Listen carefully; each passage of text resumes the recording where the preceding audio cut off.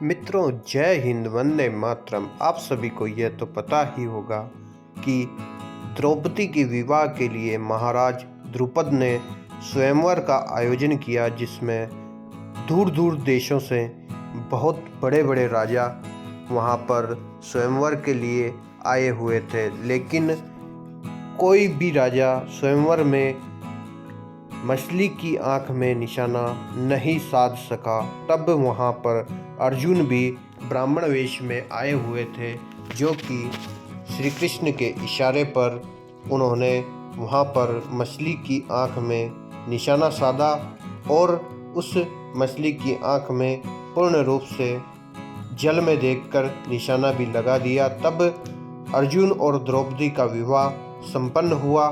चूँकि पांचों पांडव द्रौपदी को लेकर के अपने नज़दीक जंगल में रह रहे कुटिया में गए, क्योंकि उस समय पांचों पांडव वन में ही रह रहे थे।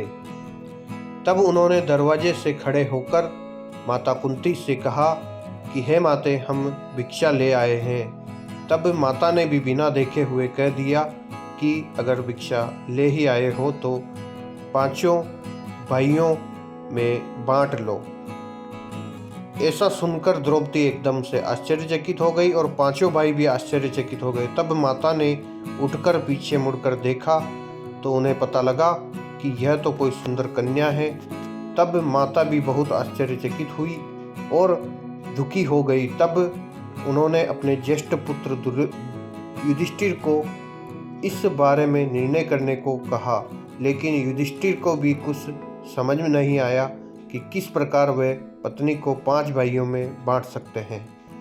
तब अत्यंत दुखी पांडव एवं उनकी माता द्रौपदी सभी परेशान हो रहे थे। उसी समय श्री कृष्ण वहां पहुंचे और उन्होंने बताया कि हे द्रौपदी, तुम्हें पिछले जन्म में भगवान शिव से 5 वरदान मांगे थे, जिसमें धर्मराज युधिष्ठिर जैसा पति और सर्वश्रेष्ठ धनुर्धर और महाशक्तिशाली भीम जैसा मजबूत पति एवं नकुल सहदेव जैसे सुंदर पतियों की तुमने मांग की थी। जो गुण, सभी गुण एक ही व्यक्ति में नहीं मिल सकते, इसलिए भगवान शिव ने तुम्हें 5 अलग अलग पतियों के साथ विवाह का आशीर्वाद दिया था।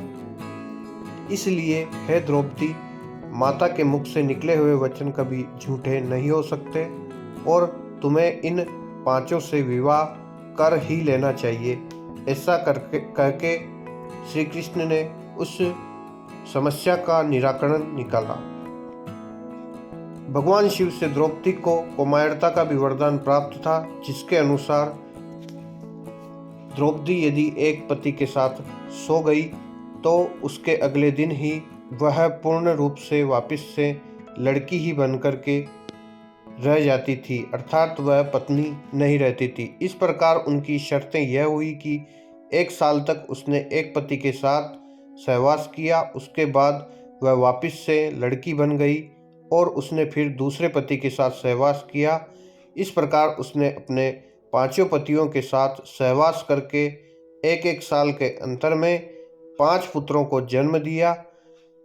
महारानी द्रौपदी की जीवन कथा कुछ इस प्रकार से थी, जो मैंने आज आपको सुनाई। द्रौपदी के 5 पुत्र थे, जिन्हें फिर अंत में अश्वत्थामा ने पांडवों की समझकर मार दिया था। द्रौपदी के स्वयंवर से जुड़ी यह कहानी आपको कैसी लगी, कमेंट करके जरूर बताएं।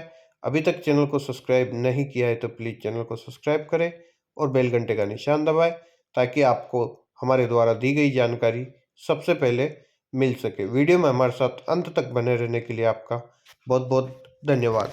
वंदे मातरम। जय श्री राम।